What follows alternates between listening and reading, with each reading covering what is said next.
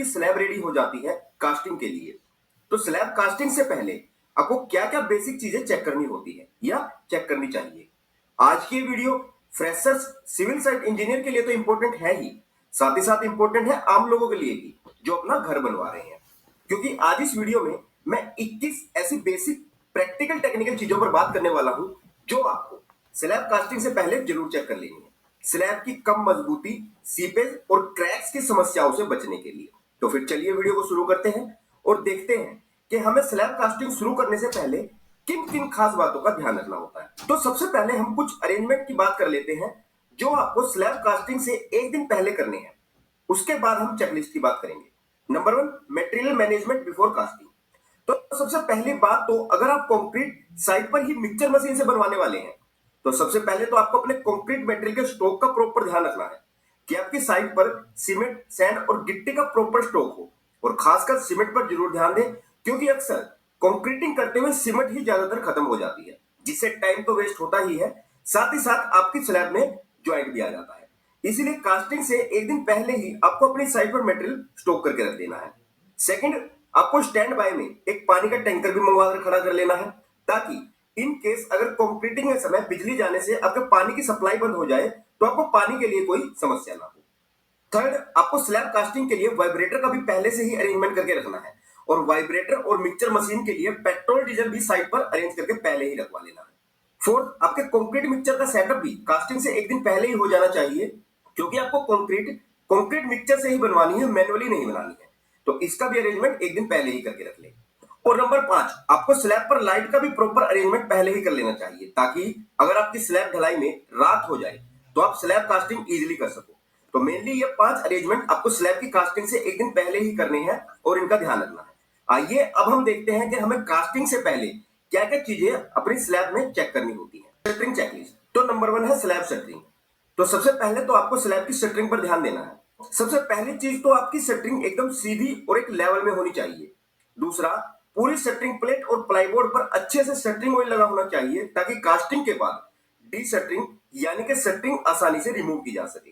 तीसरा, दो shuttering plate के बीच में कोई भी छेद या गैप नहीं होना चाहिए, नहीं तो कंक्रीट का पानी और स्लरी नीचे गिर जाएगी और कंक्रीट को कमजोर करेगी। इसके लिए आप मास्किंग टेप का यूज करें और शटरिंग के गैप को टेप से कवर कर दें। चौथा, पहली बात तो आप जो शटरिंग प्लेट या बोर्ड की सपोर्ट के लिए बल्लियां यूज करेंगे, एक तो एकदम सीधी होनी चाहिए, उनमें कोई बैंड नहीं होना चाहिए। दूसरा, ये बल्लियां ज्यादा पतली ना हो, नहीं तो ये वजन से टूट भी सकती हैं। तीसरा, आप बल्लियां पहले ही अपनी बिल्डिंग की हाइट को ध्यान में रखकर ऑर्डर करें क्योंकि ज्यादातर लोग ये ध्यान नहीं देते हैं और बल्लियां छोटी पड़ने पर इनके नीचे ईंटों की पैकिंग दे देते हैं, जो बिल्कुल गलत है। आपको ऐसा नहीं करना है क्योंकि कई बार ईंटों के हिलने से आपकी बल्लियां अपनी पोजीशन से हट जाती हैं, इसीलिए आप कभी भी बल्लियों के नीचे ईंटों की पैकिंग ना दें। और चौथी बात शटरिंग में आपको यह ध्यान रखनी है कि पहले तो आपके प्रोप्स के सेंटर में सपोर्ट जरूर होनी चाहिए क्योंकि सेंटर में ही लोड सबसे ज्यादा रहता है। और दूसरा, आपके प्रोप्स के बीच का डिस्टेंस 1 मीटर से ज्यादा नहीं होना चाहिए। तो स्लैब कास्टिंग से पहले आपको शटरिंग में मेनली इन 4 चीजों को चेक करना होता है। Third, reinforcement checklist. Shuttering check करने के बाद आपको चेक करना होता है स्लैब का सरिया यानी कि स्टील रीइंफोर्समेंट। तो पहली बात तो आपको स्लैब का सरिया चेक करना है। आपका मेन बार शॉर्टर स्पैन में बना होना चाहिए और डिस्ट्रीब्यूशन बार लॉन्गर स्पैन में, जिनका डाया भी अकॉर्डिंग टू स्ट्रक्चरल ड्राइंग ही हो। आपको ये चेक कर लेना है। अगर आप अपना मकान बनवा रहे हैं और आपके पास स्ट्रक्चरल ड्राइंग्स नहीं है तो आपको मेन बार का डाया जो शॉर्टर स्पैन में बांधना है वह कम से कम 10 mm का और डिस्ट्रीब्यूशन बार का डाया लॉन्गर स्पैन में 12 mm से कम नहीं होना चाहिए। पहली चीज तो आपको ये चेक करनी है। दूसरा, आपको चेक करना है स्पेसिंग। आपके सरिये की स्पेसिंग एकदम प्रॉपर होनी चाहिए अकॉर्डिंग टू मार्किंग, ये कम ज्यादा नहीं होनी चाहिए। तीसरा, आपका सरिया बाइंडिंग वायर से अच्छे से टाई होना चाहिए ताकि कंक्रीटिंग के समय से स्टील अपनी पोजीशन से न हिल पाए। चौथा, आपकी स्लैब में चेयर प्रॉपर लगी होनी चाहिए यानी कि आपके हर 1 मीटर के स्पैन में एक चेयर होनी चाहिए। तो वैसे तो चेयर का मिनिमम डाया 12 mm होता है, पर अगर आपकी स्लैब में 12 mm का बार यूज हो रहा है तो आपकी चेयर का बार डाया उससे ज्यादा ही होना चाहिए। तो आपको स्लैब में चेयर भी प्रॉपर तरीके से चेक करनी है। पांचवा, अगर आपके कॉलम का सरिया छोटा है तो स्लैब की ढलाई से पहले ही उसे अंदर से लैपिंग कर लें या स्लैब से 1 मीटर ऊपर तक छोड़ें ताकि बाद में लैपिंग आसानी से की जा सके। छठा, आपको देखना होता है कि जहां आपके कॉलम और बीम का जंक्शन पॉइंट होता है वहां पर आपको जंक्शन रिंग यानी कि मास्टर रिंग प्रोवाइड करनी होती है और ये आपको स्लैब की कास्टिंग से पहले जरूर प्रोवाइड करनी होती है ताकि कास्टिंग के दौरान वर्टिकल बार्स अपनी पोजीशन से न हिले। नंबर 7, आपकी क्रैंक बार की लेंथ और बैंड भी प्रॉपर होना चाहिए L/4 या ड्राइंग के अकॉर्डिंग। नंबर 8, आपके सभी बीम्स में भी डेवलपमेंट लेंथ यानी कि LD प्रॉपर होनी चाहिए, सरिये एकदम सीधे ना हो, ये भी आपको चेक करना है। नंबर 9, आपके स्लैब के सभी मेन बार, डिस्ट्रीब्यूशन बार और क्रैंक बार की लैपिंग भी प्रॉपर होनी चाहिए और ये सभी लैपिंग सेम पोजीशन पर ना हो, ये अल्टरनेट होनी चाहिए, तो इस बात पे भी आपको ध्यान देना है। और लास्ट है स्लैब ज्वाइंट। अगर आप किसी पुरानी स्लैब में नई स्लैब जोड़ रहे हो तो पहली बात तो पुरानी स्लैब इंक्लाइंड यानी कि स्लोप में टूटी होनी चाहिए और दोनों स्लैब के सरिये आपस में अच्छे से बंधे होने चाहिए। आप इन्हें वेल्डिंग भी कर सकते हो। दूसरा, आपको पुरानी स्लैब को अच्छे से धोकर लगभग कास्टिंग से आधे घंटे पहले इस पर कंस्ट्रक्शन ज्वाइंट केमिकल अप्लाई करवा देना है ताकि कास्टिंग के बाद इसमें सीपेज या लीकेज की कोई समस्या ना आए। तो मेनली स्लैब के रिइंफोर्समेंट में ये 10 चीजें आपको चेक करनी होती है।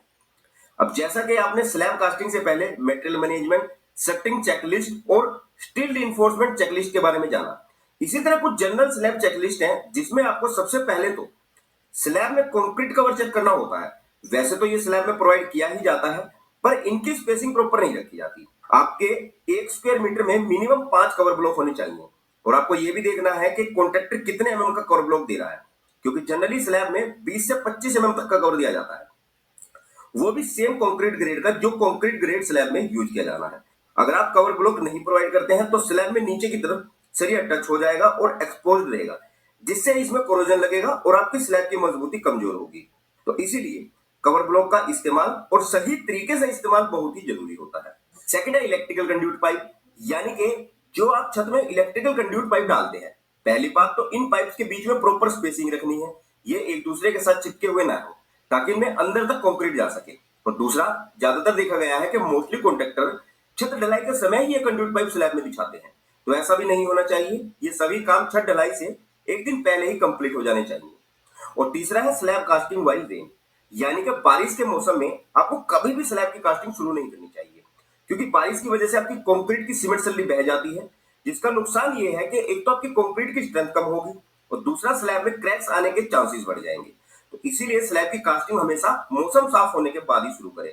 हाँ, अगर कास्टिंग शुरू करने के समय मौसम साफ हो और कास्टिंग करते हुए बीच में मौसम खराब होने लगे तो तारपोलिन या प्लास्टिक कवर का तुरंत अरेंजमेंट करें और बारिश शुरू होने पर प्लास्टिक कवर तुरंत कास्टिंग की हुई स्लैब पर ढक दें ताकि कंक्रीट की सल्ली न बहे। तो ये छत की ढलाई करने से पहले आपको इन सभी बातों का खास ध्यान रखना होता है। तो छत की ढलाई करने से पहले आप इन 21 बातों का विशेष तौर पर ध्यान रखें और इनकी एक लिस्ट बनाकर अपने साथ रख ले ताकि आप कोई भी चीज मिस ना कर पाओ। तो आई होप कि दी गई जानकारी आप लोगों के लिए यूजफुल रहेगी और आप लोगों के कुछ काम